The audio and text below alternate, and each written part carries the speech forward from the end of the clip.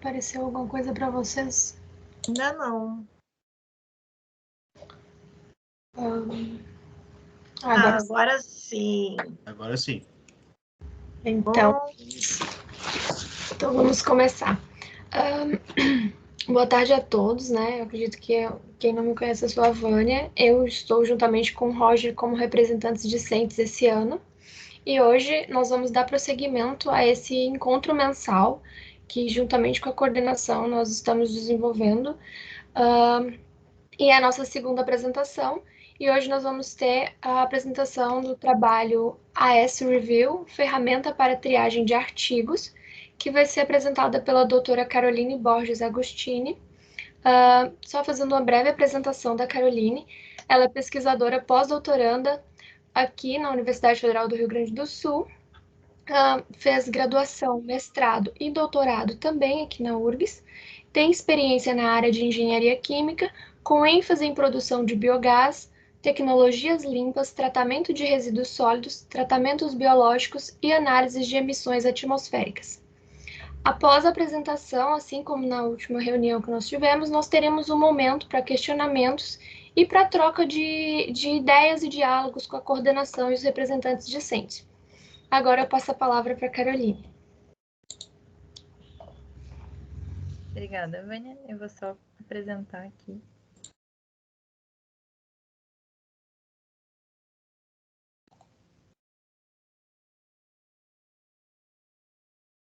Vocês estão vendo a minha tela? Sim. Sim, agora sim. Vou botar para apresentar, então.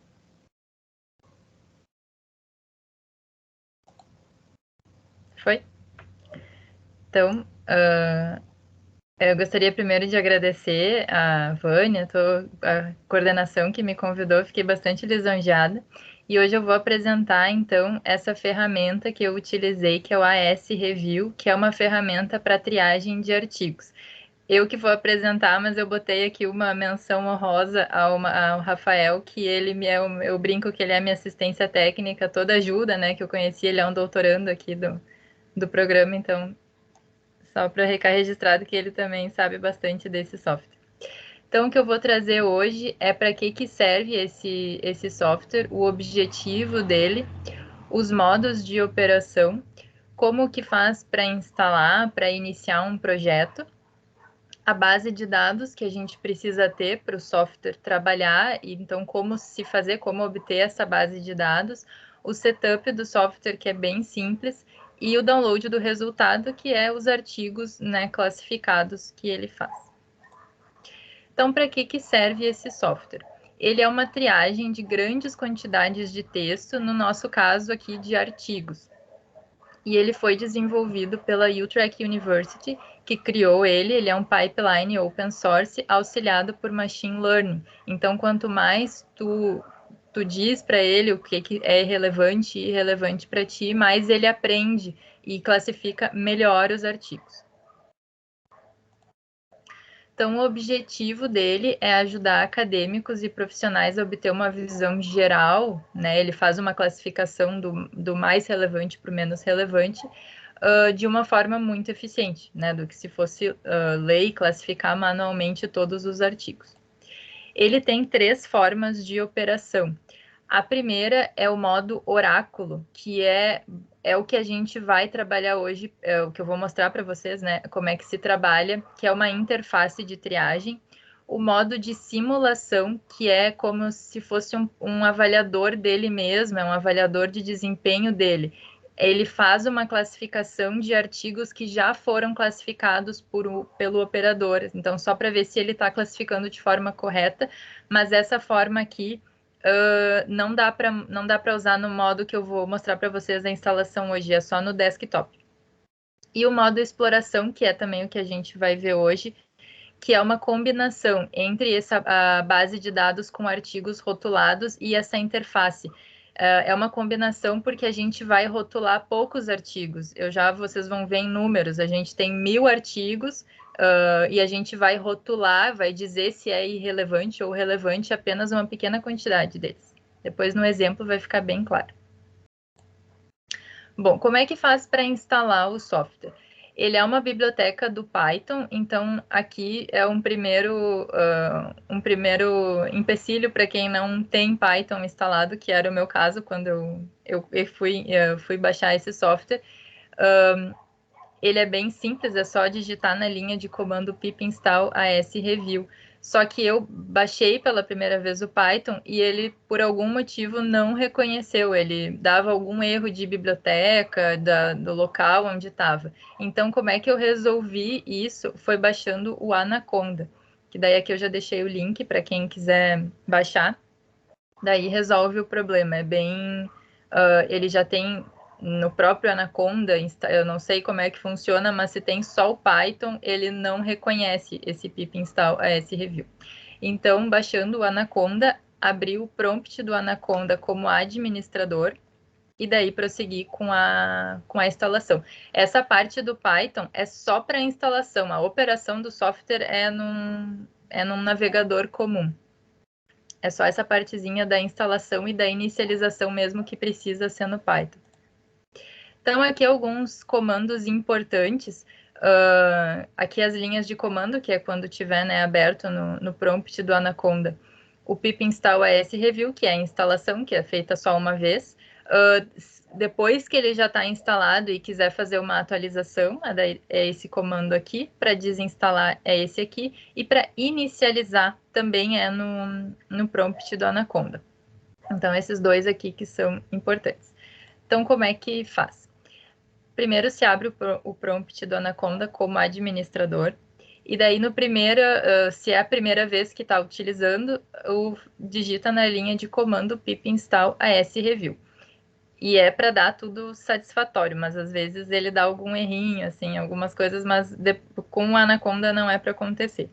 Depois que já está instalado, daí tem que abrir ele. Daí tem que digitar na linha de comando asreview lab e dar Enter. Assim que digitou essas duas coisas, é só para isso que se utiliza o Python. Depois que se digita essa linha de comando, ele vai para o software, que nada mais é do que uma aba no navegador. Ele abre o navegador. Ele abre o navegador padrão. Daí tem que cuidar se por acaso não tiver um navegador, né, como padrão, é só colocar nas configurações do computador. Então, esse daqui é o software, o início dele. Aqui, como não tem nenhum projeto ainda, tá? Se tivesse projetos, estariam aqui. Eu já vou mostrar como é que tá o meu agora com o projeto. Aqui do ladinho são as configurações de aparência, não são configurações da base de dados nem nada, é só a aparência, se é modo claro, modo escuro, tamanho do texto, só esse tipo de configuração. Aqui do lado é o menu. Aqui, no caso, né, tá até desabilitado, porque não tem outros projetos, mas isso aqui é mais para quando se tem vários projetos, né, várias bases de dados. E aqui, nessa bolinha aqui rosa, é onde se começa. Então, um novo projeto. Aqui, e daí novo projeto, ou importar, no caso, aqui um novo projeto. A única coisa que ele pede quando a gente cria um novo projeto é o nome do projeto. Aqui, no caso, o teste que eu vou fazer. E iniciou o teste. Aqui ele não tem nenhuma estatística ainda, porque a gente não falou nada para ele, e a gente pode, então, dar um start no nosso teste. Então, o que a gente tem que fazer? O que o software vai fazer? A gente tem que selecionar um dataset, que é uma base de dados do nosso interesse, né, de cada pesquisa. Tem que selecionar um mínimo conhecimento prévio. A gente vai dar para ele 1000 artigos, mas a gente tem que dizer no mínimo 5 que são relevantes e 5 que são irrelevantes, para daí ele começar a classificar, selecionar o método de aprendizado e começar a fazer a revisão, que a gente pode ou não fazer essa parte aqui. Depois eu vou mostrar para vocês. Então, a primeira coisa, quando a gente inicia ali o Start Setup, ele vai dizer para a gente dar para ele o dataset, que é a base de dados. Tem 4 formas de se informar a base de dados. De um arquivo, que no caso é o que a gente vai fazer, um arquivo do computador. Eu já vou mostrar como criar esse arquivo. De um site, esse aqui eu até pesquisei melhor para trazer para você, se eu poderia, por exemplo, assim, fazer uma pesquisa no Scopus e aquele link da pesquisa, colocar aqui direto, mas não é isso, tá? Esse URL, na verdade, a gente vai gerar um arquivo aqui de Excel que vai ter a nossa base de dados. A diferença de colocar ele como arquivo ou como URL é se, por exemplo, eu colocasse esse arquivo num Google Drive, e daí eu poderia informar só o link de compartilhamento. É para isso que serve esse URL, não é um site da internet, tá? De um plugin, que daí esse aqui é uma extensão que só tem para COVID, pelo que eu vi, não é o caso aqui. E esses aqui são exemplos do site, que já são datasets prontos. Mas eu vou mostrar aqui como que eu fiz, né, com um dataset do meu interesse, que acredito, né, que vai ser similar o procedimento para todo mundo, tá? Então, aonde que a gente busca essa base de dados é no Scopus, que é o melhor, o mais completo e que tem compatibilidade. Então, daí a gente seleciona a base Scopus.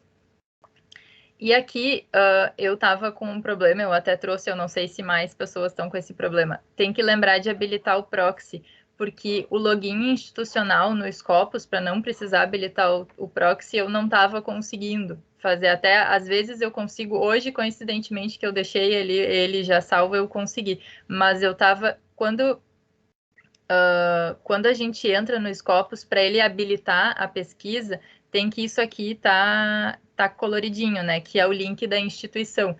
Esse aqui, no meu caso, quando eu fiz essa pesquisa, estava habilitado pelo proxy, mas eu não estou logada. Se eu tento logar, ele redireciona para a página da URGS e aparece esse erro. Eu só trouxe porque eu não sei se mais alguém está acontecendo isso, mas daí se acontecer isso, é só lembrar de habilitar o proxy que o Scopus vai funcionar normal, tá?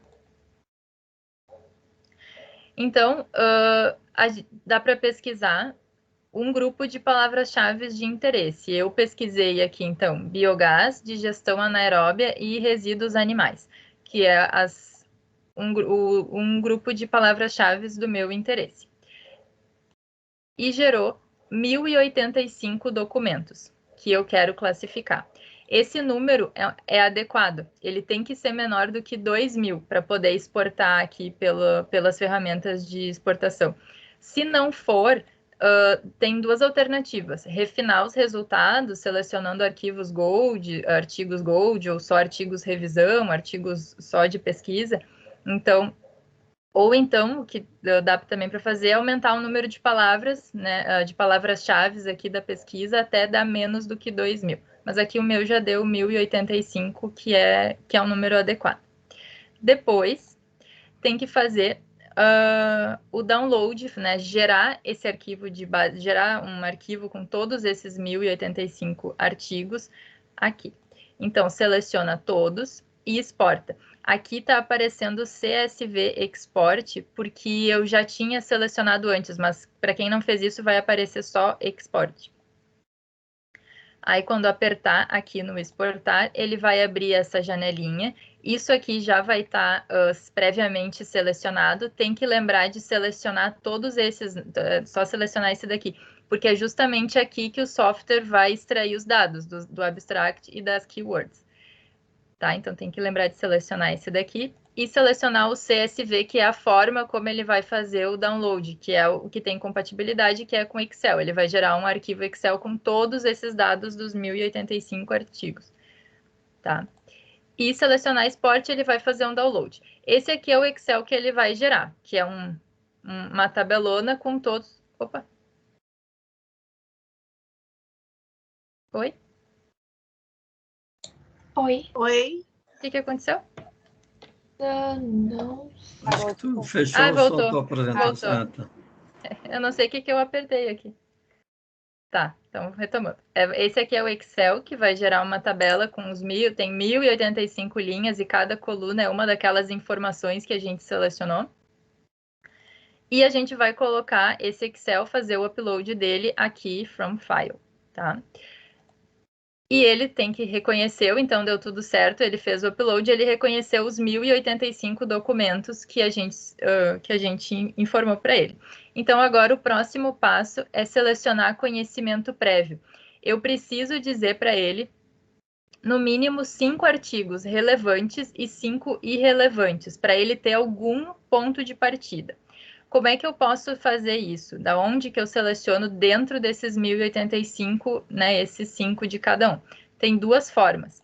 Pode ser por pesquisa, eu posso pesquisar artigos conhecidos ou termos que eu sei que vai dar um artigo que é relevante ou que eu sei que vai dar um artigo que é irrelevante, ou de forma randômica, que daí eu clico e ele vai mostrando aleatoriamente um desses 1085 artigos e eu digo se é relevante ou se é irrelevante.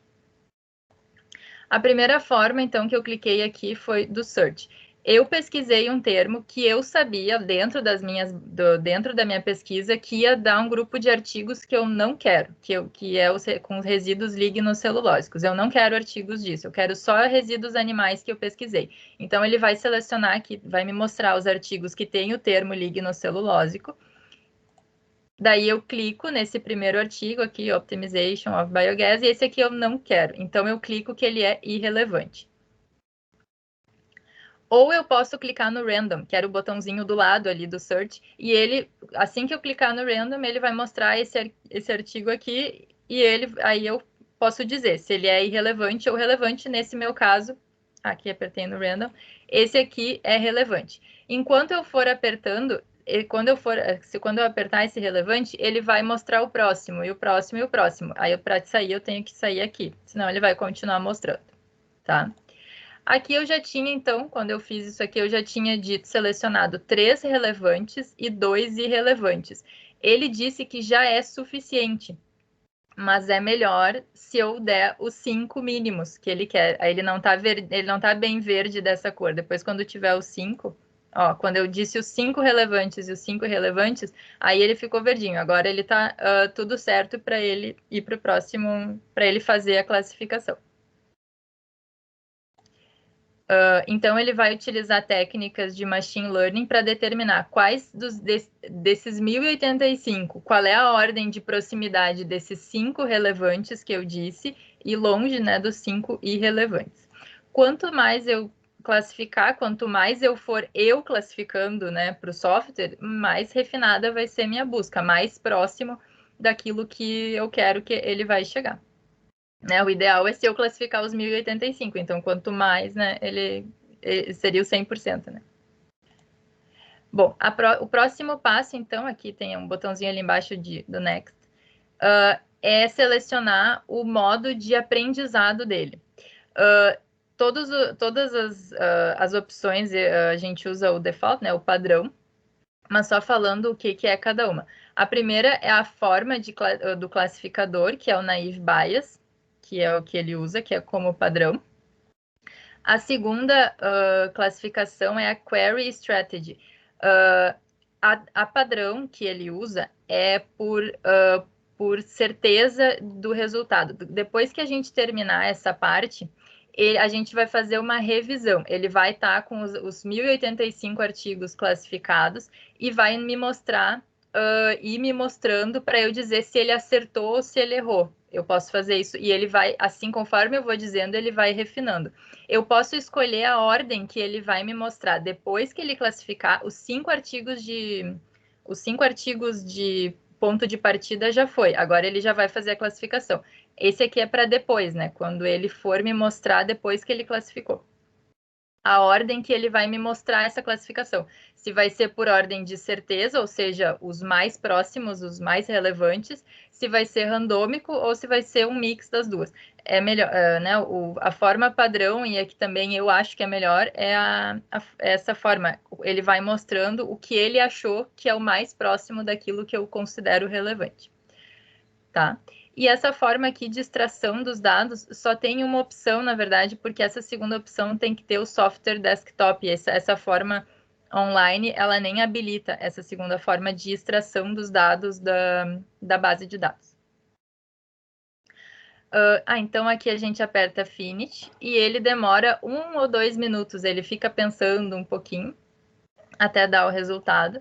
E daí ele dá o resultado. Ele mostra aqui as estatísticas, que é o que a gente fez. Eu disse 5 artigos relevantes e 5 irrelevantes. Aqui ele mostra as estatísticas dele, né, que ele usou. E eu tenho 2 opções. Eu já posso baixar os resultados, ou seja, se eu apertar aqui, eu já vou ter os 1085 artigos que eu dei para ele classificados, né, conforme ele os mais próximos desse até, né, mais longe desse. Ou eu posso fazer um refino ainda, que é esse Start Reviewing, que é o que a gente vai fazer. Então, o que ele começa a mostrar? Ele começa a mostrar a partir do primeiro que ele achou mais próximo daquilo que eu disse. Então, isso aqui é aquela seleção lá que a gente fez, a segunda caixinha, que era a Certainty da Query. Aqui, então, ele mostra o que ele acha que é o mais certo. Aqui, na verdade, é o segundo, porque eu já tinha feito aqui um. Ó, eu tinha dito 5, aí o primeiro eu já disse que está certo. O ideal é que esses, né, a gente vá fazendo, e, por exemplo, se eu ler 10 artigos, ele for me mostrando os 10 eu tenho que dizer que está certo, porque ele acertou, quer dizer que ele classificou bem, tá? Então, aqui dá para ir fazendo até quando tu achar que está suficiente. Ah, eu já li 5 artigos, que foi o meu caso aqui, eu li 5 a mais e os 5 estavam certos. Então, eu já considero que ele fez um bom trabalho de classificação. Se, por exemplo, algum desses 5 primeiros, já não tivesse sido bem de acordo com aquilo que eu queria, quer dizer que os 5 que eu selecionei como relevantes não estavam tão bons para o que eu quero. Certo? Daí, depois de fazer essa segunda, essa aqui é como se fosse uma revisão do que ele fez, a gente dá para fazer o download dos artigos e ele vai fazer o download de outro arquivo Excel. Que daí aqui dá para selecionar, que é um Excel, e fazer o download. O download é outra planilha de Excel que, na verdade, a única diferença é que ela está selecionada. Aqui estão os 5, aqueles 5 primeiros que eu disse para ele que eram os 5 relevantes, e daí a partir do 6º já começa, ó, aquele que ele me mostrou, já começa, ele está em ordem de proximidade desses 5 artigos primeiros aqui que eu disse para ele que eram relevantes. A mesma coisa lá no final da planilha, que são os últimos artigos. Então, os 5 que eu disse que eram irrelevantes, e aqui por ordem, então, de irrelevância. Esses aqui, então, são né, a parte final, são aqueles que eu não quero, que não eram de acordo com o que eu queria. Certo, pessoal? Então, era isso que eu tinha para apresentar, um início, assim, da utilização do software. Obrigada pela atenção. Ah, voltou de novo. Deixa eu dar um ESC aqui e voltar para... aqui. Caroline, muito obrigada. Muito obrigada pela tua apresentação. Acho que é muito importante, e tu tens essa experiência, assim, acho que é muito importante trazer, compartilhar, né, ferramentas, porque é uma maneira que tem de compartilhar algo que as pessoas, que os outros podem utilizar, né, e pode facilitar o trabalho de todo mundo. E tem tanto artigo, tem tanta coisa, né, tão difícil. Então, que a gente puder, as ferramentas que puderem ser utilizadas e a gente compartilhar esse conhecimento, né, é fundamental. Então, muito, muito obrigada pela tua apresentação. Imagina, eu que agradeço a oportunidade. Passo a palavra aí para a Vânia, Oscar, não sei se quer comentar alguma coisa. Passo a palavra para vocês, para continuar aí, abrir para perguntas. Não, também eu achei bem interessante, Carolina, a tua apresentação, embora parecia um pouco rápido, assim, para quem não conhece, né? Mas de fato era mais para mostrar como usar, né? Eu acho que os que tiverem interesse, talvez te contatar, ou não sei. Claro, com certeza. Ser, né? E talvez só aproveitar, assim, da questão tu usou o Scopus, e se fosse usar outra plataforma, seria só trocar ali a base, né, do que tu fez ali. Sim. Sim, só tem que dar um arquivo texto para que ele vai reconhecer. Sim, dá para fazer Mendeley, e tem vários outros que reconhecem. É só ser um arquivo Excel texto, né, que ele reconhece como CSV. Daí é na forma de texto. Certo. Não, eu vou deixar até para o pessoal quando for perguntar, mas só fiquei curioso essa parte. Sim, mas tem vários outros que ele aceita. Tá, então passo ali para a Vânia, que eu acho que ela está gerenciando ali os questionamentos. A pergunta que nós temos nas mensagens ainda é só se a apresentação vai ser disponibilizada, prof. Sim. Então, fala, Caroline. Não, a pergunta é para mim ou para a Liliana? Pois é. Eu não entendi. É se vão disponibilizar a apresentação, eu não sei se tu vai disponibilizar essa Não, apresentação se pra a gente. Caroline... Claro, sim. Se a Caroline... Nós vamos fazer assim, pessoal, para todos, né? Sendo uma apresentação que, no caso, o apresentador, ele autoriza, a gente pode disponibilizar. Agora, daqui a pouco, se for o trabalho de alguém, né, e o orientador também não acha legal, daí não. Mas essa aí, meu Deus, né? Acho que é super importante, né? Eu acho que, além da gravação, o PDF, eu posso passar também o PowerPoint, claro. Ah, que legal, ótimo. Obrigada, Então, Carol. Então, Suiane, respondendo a tua pergunta, vai ser disponibilizada sim. Dá até para criar aqui no Teams, MS Teams. Sim, dá para deixar o arquivo, né? Isso, sim. Todo mundo tem acesso, todo mundo é membro. Só para complementar essa parte já tem uma gravação que eu coloquei no site do Ginscop da primeira apresentação que foi feita, foi do Rafael. Dentro do nosso grupo Ginscop, nós fazemos encontros periódicos, e aí a primeira apresentação que foi feita foi justamente pelo Rafael. E aí a Carol estava querendo fazer uma revisão, e daí nós passamos isso para ela estudar e verificar a utilização do software também. Eu vou colocar a gravação dela, da Caroline, também no YouTube do Ginscop. E aí vão ficar as duas. E aí eu passo o link, daí tem um acesso fora do Teams para quem quiser acessar e utilizar. Ah, ótimo, Jorge, obrigada. Muito bom. Porque justamente eu tenho colocado para os meus alunos de TCC o link do Rafael. Eu vou colocar também agora o da Caroline.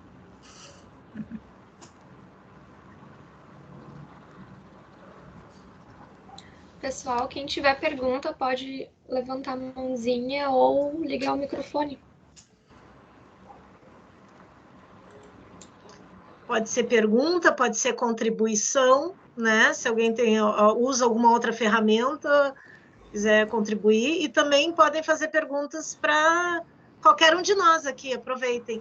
Então eu vou fazer uma pergunta enquanto está quebrando o gelo aqui do pessoal.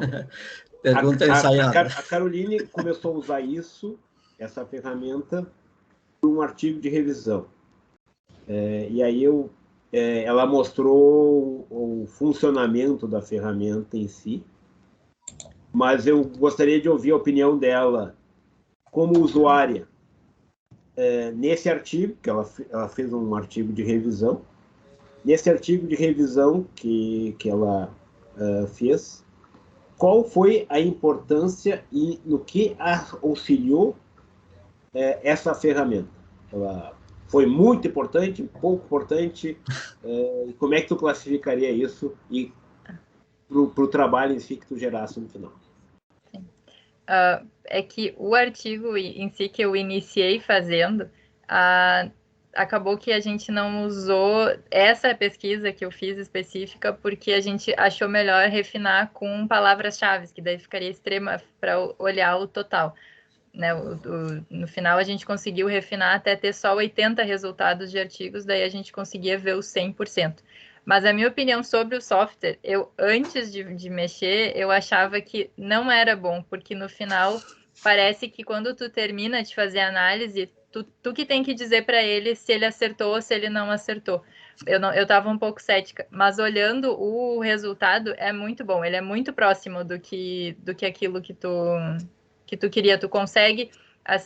eu já parei de apresentar, mas ele gera a tabelona e tu consegue dizer assim, dos 1085, tu fazer uma linha, a partir aqui do 300 eu não preciso mais olhar, porque daqui já começa a ter coisa muito fora, mas esses 300 primeiro vale a pena eu olhar e ver artigo por artigo. Eu acho que ele é bem bom. E ele é muito... A coisa mais importante, eu acho, é tu classificar 5 artigos muito bem. Tu classificar aqueles 5 artigos, talvez olhar materiais e métodos, um artigo que tu quer fazer parecido, que daí ele vai se classificar. Por exemplo, eu nem tinha falado ali nas minhas palavras-chave resíduo de bovino, que seria o interesse. E ele pegou, porque os 5 artigos que eu classifiquei eram sobre isso. Então, é muito importante classificar, perder um tempo a mais no software classificando os 5 artigos, porque ele pega bem direitinho. E aí tem um aspecto importante, né? Ele só usa o resumo. Sim. O resumo e o título. O resumo e o título e as palavras-chave. E as palavras-chave. Quer dizer, se você não fizer no seu artigo no futuro um ótimo resumo, um título representativo com palavras-chave, a tendência é que no futuro essas ferramentas vão dominar o espaço e o seu artigo nunca será visto. Ninguém vai ler o artigo direto no materiais e métodos que tu fez se o abstract não tiver então, bom. o resumo tem que ser muito bem escrito. E muitas vezes a gente, na correria, às vezes não faz um resumo adequado. E aí, no futuro, provavelmente, ele vai colocar conclusões também. E Jorge, agregando isso, falasse, né, do resumo, né, como é importante um resumo, isso é muito importante ressaltar, bem escrito, porque muitas vezes, né, até a pessoa está terminando a sua tese, a sua dissertação, e geralmente, claro, o resumo fica para o fim, e também o pessoal corre, né, para fazer a submissão do artigo antes da defesa, porque no mestrado precisa ter o artigo submetido, e é frequente a gente ver os resumos muito pobrinhos, né? Então, ou ver que a pessoa fez na corrida, ver que não deu. Então, assim, tem que gastar um tempo e tem que se dedicar, porque senão vai virar uma questão, assim, já né? É uma questão competitiva, de tu ter o teu trabalho, tu quereres multiplicar e mostrar o teu trabalho, mas não é só aquela questão de, na dissertação, tu teres um bom resumo, um bom abstract, porque é só a defesa, mas ter isso refletido no artigo de forma adequada a um nível adequado também em termos de conteúdo e também no inglês, né? Aproveitando, né? Comentar, né? Que essa questão da leitura, ela é muito importante em inglês, no mínimo, né, pessoal?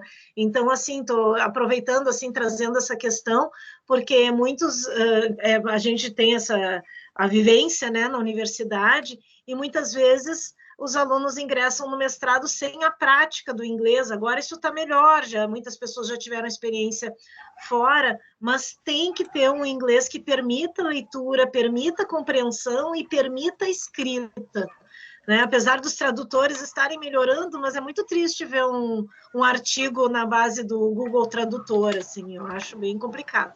Então, assim, a gente tem que cuidar das nossas habilidade, seja procurar os artigos, né, como agora a gente está vendo, para escrever melhor, para ter a ferramenta, mas a gente poder usar a ferramenta de forma adequada, entendendo a estrutura do resumo. Então, o que tem que ter nesse resumo? O que vai atrair? O que meu trabalho tem que eu posso mostrar ali que é interessante, que vai trazer a atenção das pessoas, né? E eu queria aproveitar que não achei Posso falar? Não, pode, é que tinha... Alguém interferiu, achei que ia comentar alguma coisa, mas acho que é só o microfone aberto. É que assim não achei a mãozinha aqui, eu estava procurando, mas enfim, vamos lá.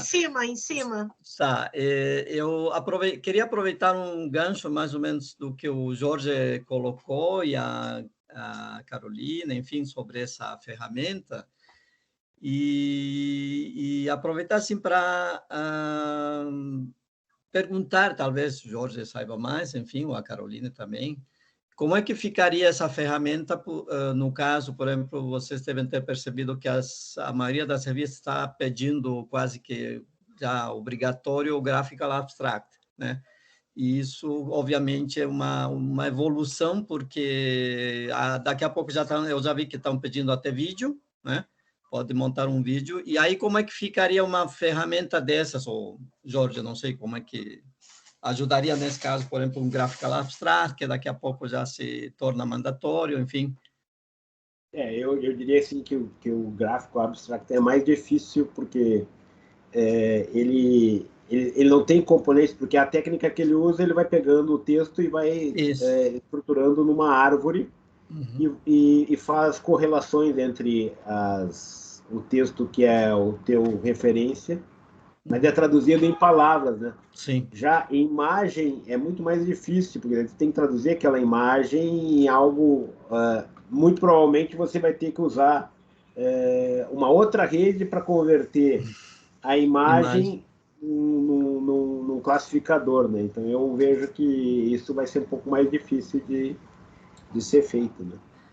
E talvez assim aproveitar também sobre que a professora Liliana estava comentando da importância do resumo em si, tudo mais, que a gente precisa, pelo menos assim, de quem está fazendo uma dissertação, uma tese, também ter um pouquinho de criatividade para essa parte, né?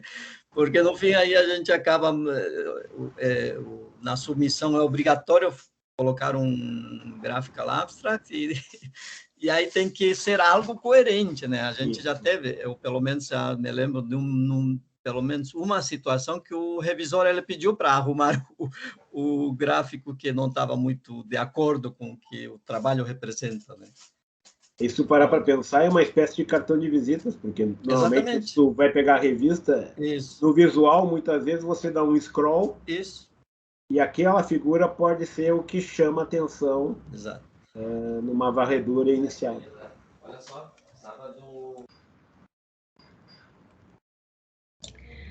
nós temos duas perguntas. A primeira é do Matheus, e ele pergunta se ele faz algum tipo de priorização por jornais mais relevantes.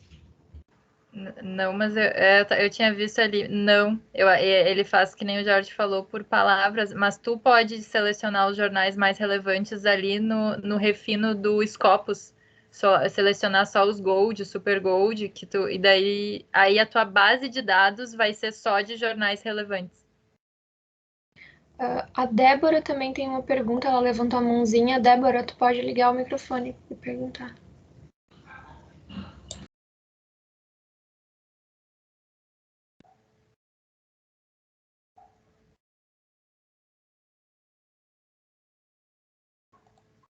Eu acho que ela levantou sem querer. Ela foi no banheiro aqui, mas quando ela voltar eu pergunto para ela. Ah, tá. Não sei se mais alguém tem alguma pergunta.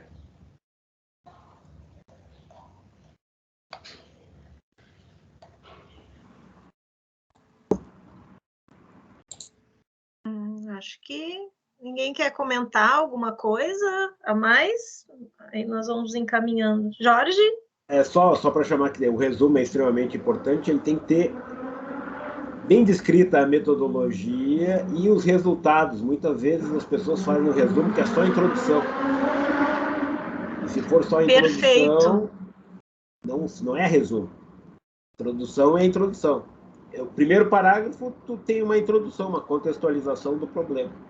Mas depois tu tem que ter resultados.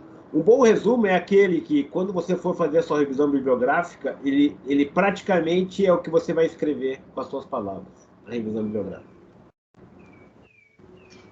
Isso é fundamental, Jorge, assim, até é bom, eu agradeço, assim, estar chamando a atenção para esses fatores, porque, assim, né, pessoal, o resumo, ele tem que contar uma história, mas ele tem que contextualizar aquele estudo, ele tem que falar do que se trata aquele estudo. Então, assim, a pessoa tem um objetivo, ela tem como ela vai atingir esse objetivo, que é a metodologia, e se ela atingiu esses objetivos, que é o resultado. E alguma coisa a mais, né? Se isso é bom, se isso é ruim, se isso foi, né, um fechamento. Então, o resumo é um resumo com todas as suas partes, né? E lembrando que quando a gente está finalizando, né, aqui no PPGEC, um mestrado, no caso do mestrado, tem que ter um artigo submetido, né? E esse artigo também tem que ser submetido para um periódico com uma boa classificação, com um bom fator de impacto, digamos, que talvez essas alturas eu acho que é mais importante até do que a questão da classificação, porque vocês, não sei se todos estão a par, né, mas existe uma classificação, que é o Qualis da CAPES, que faz essa classificação, mas ele está em movimento, né, está havendo alterações, enfim, então, uma boa revista, uma revista, com alto fator de impacto, um bom fator de impacto, é interessante, tá? E a outra questão é a seguinte, essas publicações, elas têm que ser feitas com cuidado, né? Com amor, não assim, eu tenho que terminar, daí faz aquela coisa, toque de caixa para finalizar e para submeter e ter o comprovante. Não, nós queremos, como PPGEC, como professores, que realmente esses artigos sejam publicados, tá? Isso é muito importante. No doutorado, não. No doutorado, nós já temos que ter artigo publicado, artigo submetido, já temos um novo formato, né? Não tão novo, mas ainda não tão usado, que é a defesa, na forma de artigos, né? Não a convencional, então já é um outro momento. Então, a gente tem que chamar atenção, assim, da gente entender o que nós estamos fazendo na pesquisa, e a partir do que nós entendemos e realizamos no nosso trabalho, experimentalmente, né? Experimentalmente, eu digo todas as formas que a gente tem de realizar o nosso trabalho, e depois o registro, né? O registro na dissertação, o registro na tese, o registro no artigo, e de uma forma adequada. Então, nós temos muitos aprendizados, e mais um aprendizado que tem, né, que é a comunicação. Então, aqui a Caroline, né, vocês, quem entrou há menos tempo, enfim, quem está chegando no PPGEC, a Caroline, por exemplo, é uma aluna, ela tem um histórico, ela é uma pesquisadora agora, ela foi uma aluna de mestrado, ela foi uma aluna de doutorado, ela foi uma pessoa que hoje é pós-doc. Então, assim, todos nós temos esses graus de aprendizagem, e nós vamos registrando o nosso conhecimento através dos produtos. Os nossos produtos são os artigos, né? Então, aí nós temos que aprender a nos comunicar, a falar. Então, nós não somos o profissional só que baixa a cabeça e escreve, nós somos um profissional que fala, um profissional que também procura projetos, que trabalha em projetos e que se comunica, né? E isso é importante. Então, a gente tem que trabalhar, né? Um profissional completo tem que trabalhar todas essas instâncias, né? Então, estou aproveitando aqui para ir falando do resumo, falar que é muito importante. Então, assim, aqui no nosso curso, nós temos o Simpós, nós temos o October Forum, o envolvimento nos eventos, não só apresentando, mas ouvindo, participando, fazendo perguntas, estando nas comissões organizadoras, tudo isso agrega vocês como profissionais, como mestres. Estágios docência, né? Dar aula com o professor, aprender com o professor orientador, tudo isso agrega, né, no currículo da gente, e o nosso currículo interno também. Então, queria só contribuir, juntando um pouco esses pontos que eu acho fundamentais aí para a gente estar, né, cada vez mais chamando esses pontos para atenção também, relembrando. Vânia, por favor, contigo. Então, pessoal, nós temos mais uma pergunta. Não sei se tem mais alguém que queira perguntar alguma coisa. Se tiver, podem mandar, senão nós vamos ir finalizando, caminhando para o final. Carol, é possível usar um navegador que não seja o padrão devido à necessidade do proxy? Sim, é que na verdade dá para usar o software sem o proxy habilitado. Tu pode mudar o padrão antes de usar ali, não tem problema nenhum. O proxy ele só é necessário quando para fazer o download da base de dados.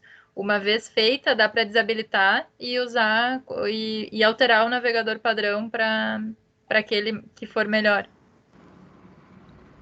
É que o padrão em si, quando ela dá aquele comando de linha, ele tem que abrir em algum lugar. Ele vai abrir no padrão que tu tens como definido como browser, só por isso.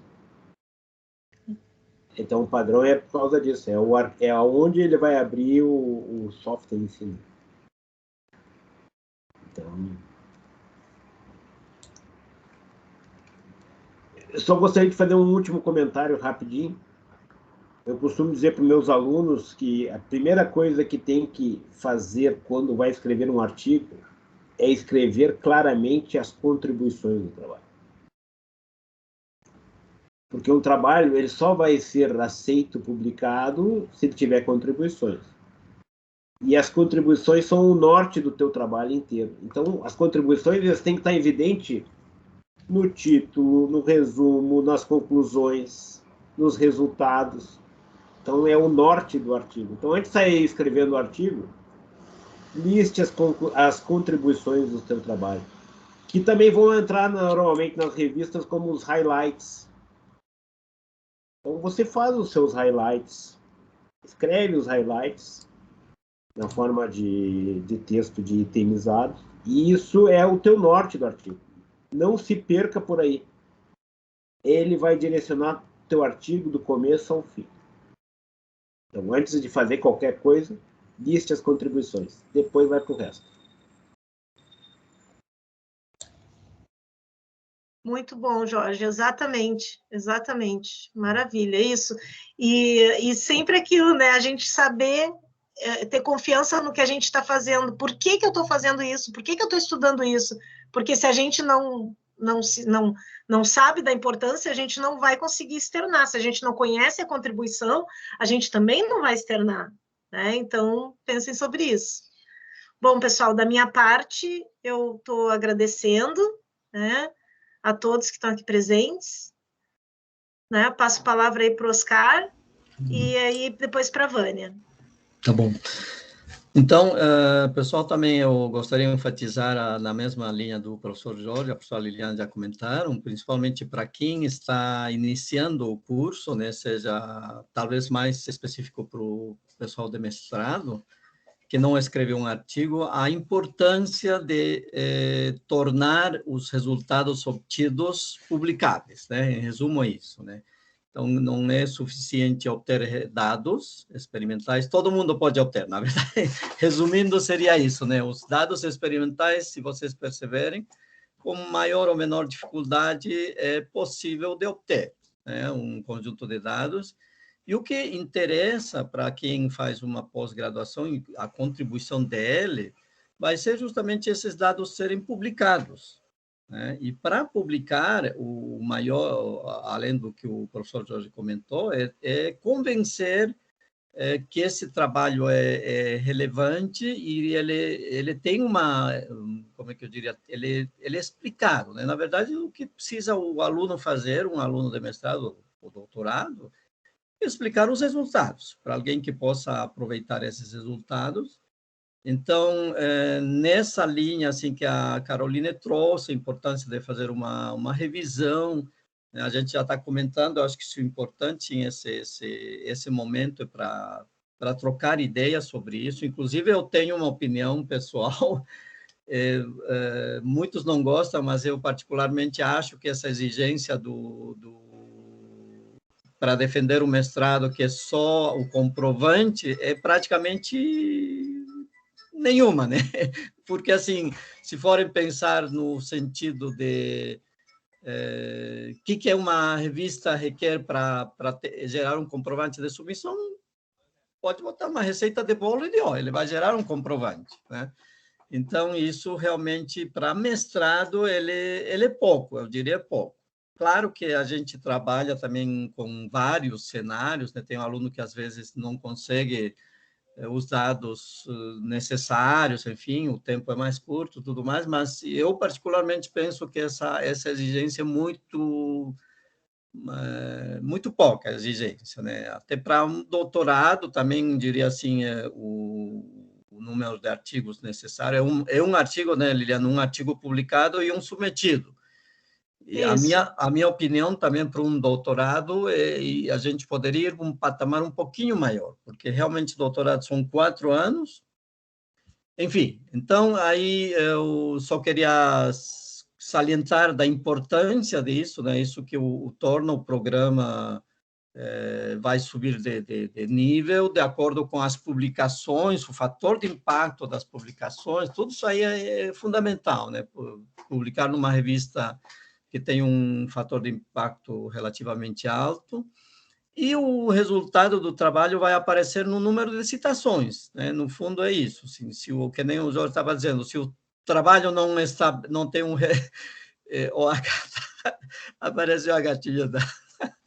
Se o trabalho não tiver participação especial. Se o trabalho não tiver um resumo bem elaborado, enfim, ele literalmente vai ser ignorado, né? Então, vejam como é importante assim um trabalho publicado ter um resumo bem elaborado, né, que represente o trabalho, as contribuições do trabalho.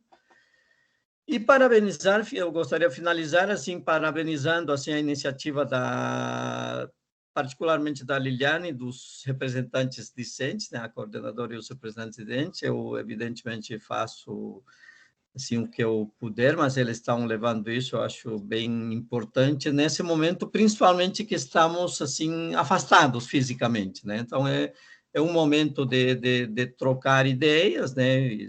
Acho que a participação agora já foi um pouquinho maior do que e espero que continue crescendo, tá? E parabéns novamente, Carolina, e ao pessoal da organização.